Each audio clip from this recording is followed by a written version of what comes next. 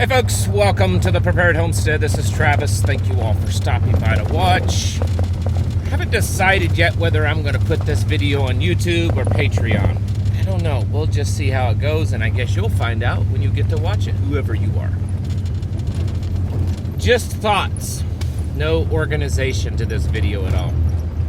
How ready are you for the collapse? In whatever way that comes. And I know that's all relative, and you could say, well, it depends on how bad it is, as opposed to, how much prepared I am. I get it. I get all that. In generally speaking, how ready are you?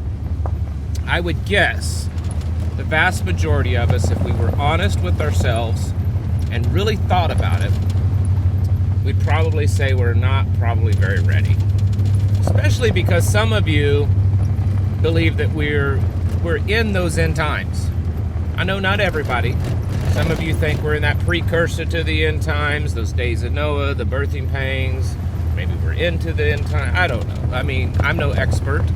I'm sure that has a lot to do with what your opinion of whether or not you're that ready. The point, though, is that I think deep down inside, while some of us are more ready than others, some of us have done this longer or have, put more time and effort and money into preparations, taken it more serious than others.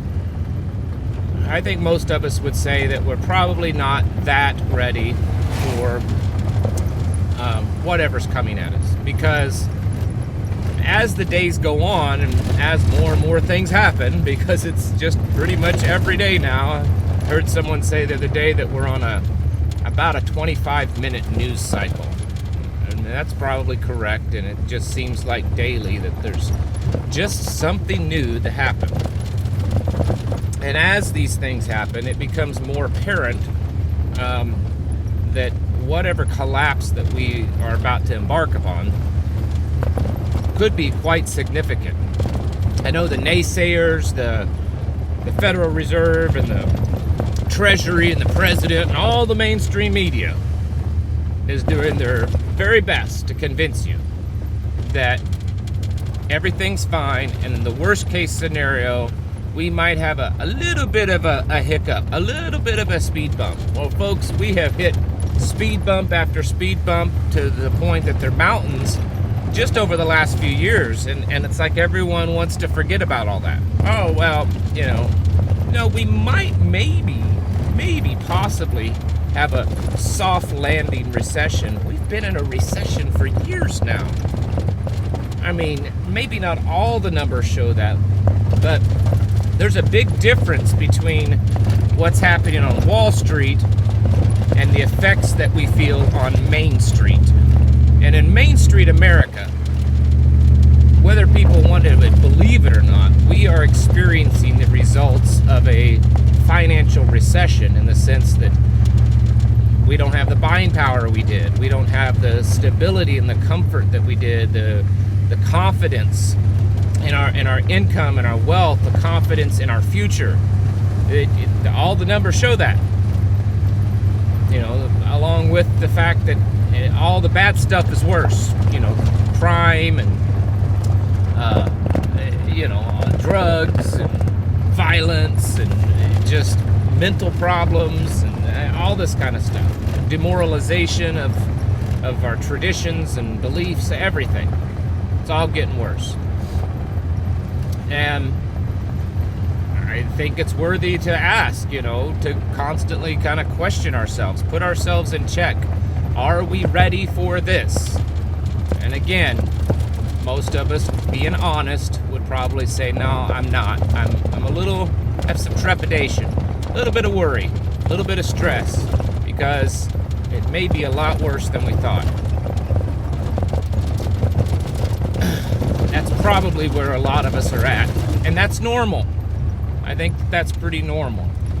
Not too many of you watching have the wealth to ensure everything's just going to go smooth. You can just, write a check and everything be taken care of and you not have to worry about it. So in your journey of becoming more self-sufficient, you know, your attempt to be as prepared as possible for everything that's happening, we have to put it into perspective and understand that we have our limitations. There's just so many hours in the day. There's only so much stuff we can get done. There's only so many dollars that we have to purchase the things that we need. That's just a fact. And we also have to not allow those facts to bring us down, to worry us, to stress us out. Because the truth is that you and I would, if I were a betting man, I'd probably say I'd bet about every one of my listeners are much more prepared than the average person out there. Because the average person isn't prepared at all. The average person isn't even aware that things are bad. There's a little gut feeling telling them that something's not right, but they're still believing all the narrative, and they say, well, you know, I feel something's off, but, you know, all these people that would never lie to me at all are telling me it's okay, so they must be right. You and I are different. You and I know that these people are lying to us because they've lied to us, well, forever. I mean, they've always lied to us. And we also know that it's not true because we're consciously aware of the changes that's happened, and we remember things longer than 15 minutes, which is about the average, it seems, the average American remembers things. We know what happened a year and 2 and 3 and 4 years ago. We get it. We know there's changes, and we know it's getting worse. And just that fact alone makes us more prepared than most people. And most of you are doing physical things too. You're trying to put back. You're trying to get yourself ready. Now, you know, do you have enough stuff to weather a complete total collapse that could last years or decades? Maybe not. But you're aware that you need to, and you're working towards as many things as possible. So while the road ahead could certainly be rough, and even if you are somewhat fairly prepared, it doesn't mean things are going to be easy for you. It's just a little bit more insurance to kind of increase your odds of survivability. We have to understand that. The biggest thing I think is important is the mental and the spiritual preparedness, because that's what's really going to push us through when things get crazy. And I think that they are. I think this ridiculous dystopian world that many of you have seen in movies or read about in books, I think that we're about to see that start to put into place. I mean, we really already are. We're already seeing policies and technologies happen. That is, it's going to be there. I mean, just this AI thing alone, you start to really look at, you know, like something like half, and I don't know how they come up with these numbers, but somewhere around half of the people involved in the development of AI, these scientists or whatever, believe that there's a pretty good chance that at some point AI will destroy humanity. Like, what? And you're actually helping create it? And then most people that are developing AI believe that AI is going to so vastly change humanity to the point that it won't even be recognizable.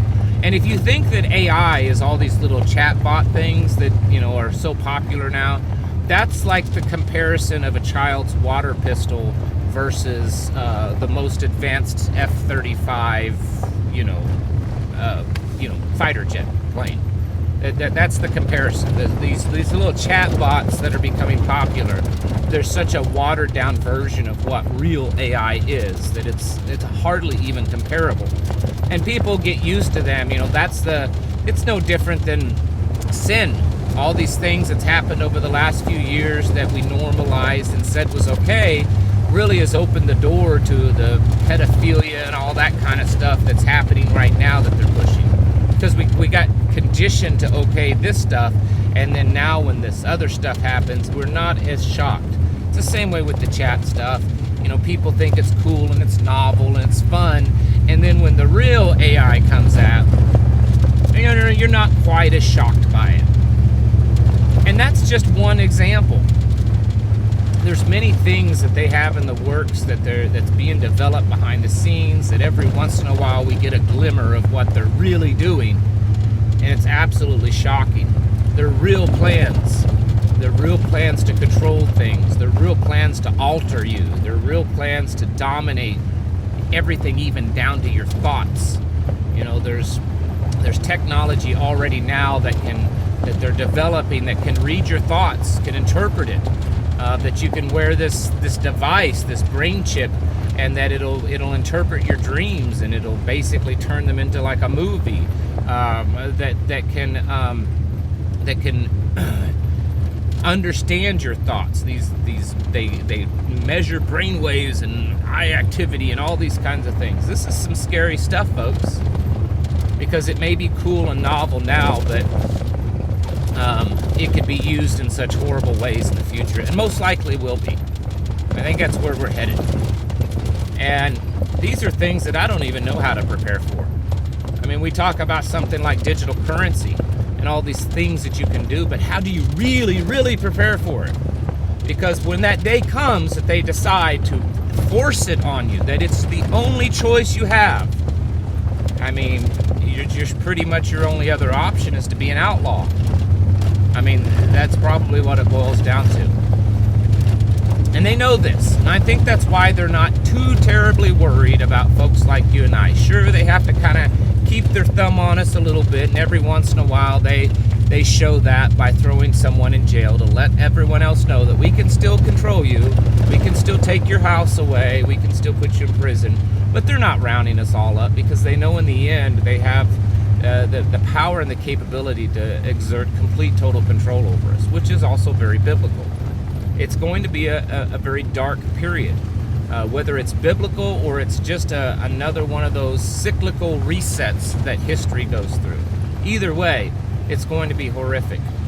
And we have to get ready for it as best as we can, but yet we also can't be so consumed with the fact that we're not as ready as we want to be. We have to keep pushing forward, have that perseverance, and yet not allow the shortcomings to overtake us.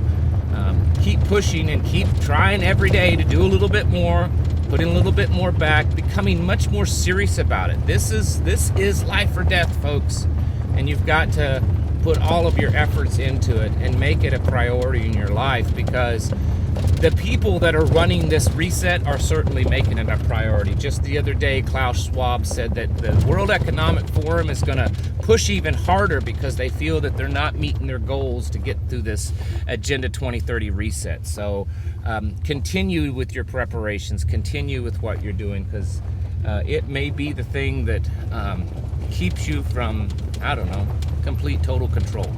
Folks, get your houses in order and prepare yourselves mentally, physically, and spiritually. Thank you for watching, and I'll catch you in the next video.